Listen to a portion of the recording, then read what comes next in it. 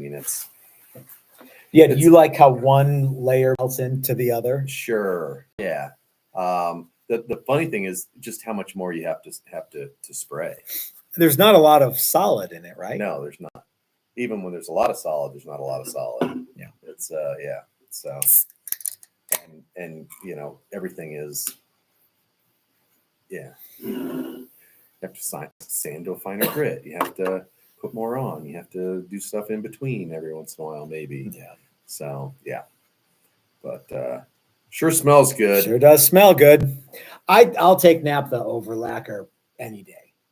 Oh, really? I will. I think lacquer smells like candy. I know the feeling, only opposite. Yeah. Yeah. Interesting. I think candy smells like lacquer. No, I like the smell of naphtha better than you. Yeah. So have you tried the Eagle Abrasives sandpapers yet? Possibly. You don't have to use water. You can go up to 3,000 grit. Yeah. It's Dry. It's nice. Yeah. Yeah. Well, hey, everybody, this is Matt, and we're at Texas Toast Guitars. Thanks for tuning in to our Friday reveal. We aren't doing a ton of Friday reveals lately, but I think you guys are going to see more as we go. As the year progresses. And Doc sent us a 10 spot and says, cheers for beers. And thank you so much, Doc. Doc, did I read you right? Did you say you will be here in a couple of weeks? Yeah, for the oh, that's party. right. That's right. For the Odyssey. For the Odyssey party. Duh. Okay. All right. Yep. You can still tell me again in the comment section, but now I remember. So yeah. Yeah, he made those plans a couple Tuesdays ago. Yeah. While we were at Jim's. That's right. With Paul Goslin. I recollect. Uh-huh. Yeah. You know, okay. I am actually not going to be here for the Odyssey you're party. right. I'm leaving that day. So I think if Doc comes in on the Friday before, then I might get a chance to see him. But yeah. So, okay. All right, gang. Well, a couple of things we want to talk about today. One is, Chris, I think that the reason that the regular old guitars sell better than the ones that you like try to make a little different is because people just want the regular old guitars. Okay. Would you agree with that? For the most part, yes. So let's talk specifically about this daily driver. Okay. So this guitar here is one that we built in the middle or in conjunction with the class that we did, which was a build a classic Fender, and we cut the body out and put the we put the arm contour on. And then I had recently gotten this pressure sensitive volume swell deal from a guy at the Woodwire and Volt show, and I think his name's Justin. And I think Joy put some information about what this does on the website, and it's a subtle trick that none of us have mastered. Well, yeah, because we've all played it for like 5 minutes. Yeah, we played it for 5 minutes, and plus I'm not a subtle guitar player, so people start like mocking the pressure sensitive volume swell. And I think Zoltan said it's like a couch for the guitar. Okay, it looks a little like it looks a little bit like a sectional. Yeah. It's a divan. I don't know. You ever call it a divan? Not anymore. You ever call it, like when people put like a divan out on their patio, the divan people? It's a thing. Porch couch? Yeah. Or do you call it a sofa? A Davenport? Davenport. Yeah. Well, I mean, there's lots of words for it. Yeah. Yeah. So anyway, as Zoltan's right, it's fairly comfortable because it's a little pad for you to like a luxury. Yeah, it's for luxury. Okay. Yeah. But I think some people look at this and go, well, I don't want that on my guitar. Well, you guys need to know something. It's just mounted under the bridge. It comes off. There's no, you can take it off. Yeah, there's nothing on here that about this that, like, I don't think if you buy this guitar, I don't think like all the girls in your neighborhood are going to think you're weird or something. That's all I can think of is that like people are like, "Oh, I sure would like to buy a guitar, but I don't know if I have a black sofa around my Leatherette sofa. around my pick." Yeah. Well, so take it off. If you don't like it, take it off. Yeah. Yeah. If you do like it, extra bonus. Now, then you can start spreading the gospel of the tone swell couch that's just option. it. You also don't have to like Or press volume on it swell. and get the volume to go down. Yeah, you can also just play like a regular guitar. Now, someone's going to go, well, that's good. That's all fine and good, Matt, but why did you put it on? And I think because I'm trying some new stuff here and I'm trying some products that I think that people, but the only thing that's different on this than all the other daily drivers this is like, we're not giving it away. Yeah. But I think that, I think people go, oh, that's kind of got an unusual thing there. So if you're too much of a chicken to play a guitar that looks like it's got a sofa on it, then I don't know what to tell you.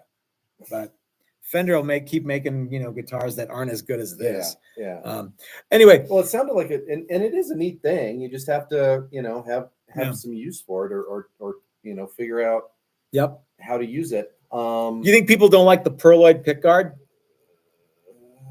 I don't know. You think people don't like the headstock? I love the headstock. I think the headstock on this is rad. Yeah, I think the headstock's cool. It's signed by Matt. It says TTG Daily Driver has a date code. Yep. Millie Bobby Brown signed it. Oh no, Matt Flaherty signed it. Yep. It's got Dylan pickups. Yep, Dylan pickups. It's got Callahan controls. Control. It's got Godo vintage style tuners. This thing's rad. The staggered ones. It's a cool guitar. Are they staggered? That's cool. And it's got this pressure sensitive volume swell that you can take off if you and nothing will change. The guitar will still look very traditional. So, but I think that anytime people have a guitar that they love, they always the peanut gallery in the YouTube land or on the internet or wherever says stuff like, "Oh, I want a Floyd Rose on a Les Paul." First of all, no, you don't. Second of all, they make it and the standard is still the most popular. Yeah. Or, "Oh, this Les Paul is too heavy." Okay, they make it lighter and you go, "Oh, now it's too light. I want it heavy again." Or well, I think it's probably not going to sound the same. Yeah. Or this Telly needs to have a carved top and a different scale and a set neck. Okay, they made that. No, I don't want that. I want the regular ash one with okay, fine. So as guitar makers, we try to anticipate what people are going to want. And, sometimes we get it right and sometimes we get it wrong. So, I don't know what the problem is, but what the problem is. So anyway, So anyway, this guitar is still available and it's super cool. And somebody should buy it and get something. Not Doug. Doug already has a bunch. So somebody, Doug, obviously Doug won, but yeah, Doug, there's a lot more stuff coming.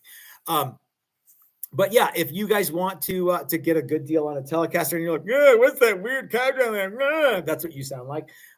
Just take it off. Okay. Yeah. Take it off. Next time you change strings. There you go. It's easy and fun. Half. All right. Now I've berated you enough for not buying that, but I meant every word. Now, some people put their money where their mouth is. That is to say, they put their dinero where they put their dinner. And that guy is Matt Flaherty. Not me, but another guy who happens to be have the same name as me. And I'm related to. Not just because we have the same last name, but because we do. But I actually am related. I believe really related. I believe we're second cousin. I don't know how the whole cousin thing works. But, I don't know either. Yeah. Anyway, he lives in Illinois or Iowa, and that's where my family's from, Illinois or Iowa. You got to realize it's right on the border where I'm from. Okay. So it's like if you go like over here, you're in Iowa, and if you stand over anyway. So I don't know where his family lives. It's on the invoice that I'm not looking at right now. Anyway, Matt Flaherty, who lives back in the old country, he spec'd a really cool Challenger, and he said, I want a bucket head kill switch. And I'm like, you want like one of them Atari red buttons? I've got a chrome one. Is that cool? He's like, yeah, put the chrome one. I don't want the Atari one. So let's show it off because it's done. And it is very cool. So Matt wanted one of our Challenger level 2s, and he spec'd a trem, in this case, the Hipshot trem. And looky right here. This is a kill switch. You hear that? So that is, what does that do, Chris? Just interrupts the circuit? Yeah, basically just runs everything to ground. Okay. Yeah. So obviously pickup selector is in the same spot it always is. Normally the Challenger level 2 has volume, tone, but Matt said he wanted master volume, master tone, and the kill switch button. Mm-hmm. He wanted it white, and this thing is like it's like a blizzard. It's as white can be. Yeah. Blizzard of Oz. Fleet white. Is it okay? Yeah. But it's got a black Kingwood fretboard and the black headstock with the new TTG logo, because that's rad. And this one has a set maple neck. This is a mahogany body. Yes, I believe. Mm-hmm.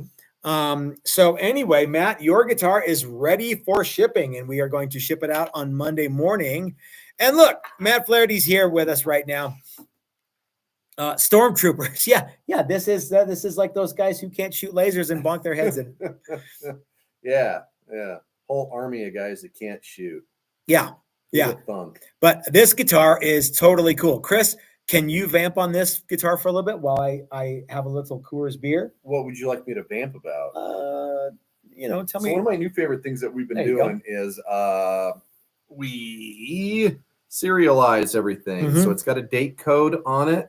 Not just a date code, a specific serial number based on a date code kind of a thing. Matt signs it. I sign it. A chain feller, I think, is what my signature. Why did you sign it that? One. You should just use your name. They come out different. Yeah. Cheese fart head. It doesn't say that on. It doesn't say. Don't tell people that you have cheese fart head on the back. No, it doesn't. It says Chris Fesker because that's a cool name, and that's you, and you're a cool guy. Yeah, and it's got and so that's something fun that we're adding to them. I think a lot of people wanted serial numbers, and we kind of experimented with like a stamp and a bunch of other stuff, and then we just landed on, well, to heck with it. We're boutique guitar builders. Let's just make let's just write on the back. Yeah. So, and then you spray clear. Yeah, and then I spray clear on it. Yeah. And And I think the signatures on the back are a nice touch because I'm very proud of these guitars, and I want everyone to know that I am proud of them, and I think that you feel the same way. Yeah, absolutely. Yeah, and these are cool. And the funny thing about this guitar is, one of the real reasons that we have, I'm just gonna say it. One of the real reasons that we have 2-tone or 2-volume knobs is because I can pre-wire the switch and run all the wires before I ever put a pickup in it, and then the pickups just go to here and get wired up. Well, in this, the pickups have to come up here, and then there has to be wire that runs down there. So the wire goes here and then all the way back down here. Okay. And so this cavity up here gets really full of stuff when you do it this way, and it's kind of a pain in the butt to do it. So anyway, that's the real reason that our guitars have 2 volume knobs. Brad Guitar Miller writes in super chat form, very cool. Love the new logo. Thank you very much, Brad. Kill switches are cool. I know someone who has them in stock. Wink, wink. I think Brad must have them in stock. Yeah. So is that where that one come from? Brad Guitar Miller? I don't know. Matt Flaherty is a man after my own heart and same last name, and says, I think everyone should order one of these. Same first name too. Matt, what's your middle name? Just out of curiosity. Is it Michael or Richard? Because it's probably one of the two. Doc says he loves the idea of the serial number and the signature. So be waiting, because Stilton and Guitars will have that feature coming up very, very soon. Joseph. Okay, yeah, he's already done that. He numbers his. Does he? Yeah, he's got consecutive numbers on. Cool. I actually watched him write the number. So excellent. Yeah, I mean, we weren't the first people to come up with that, and lots of people do that.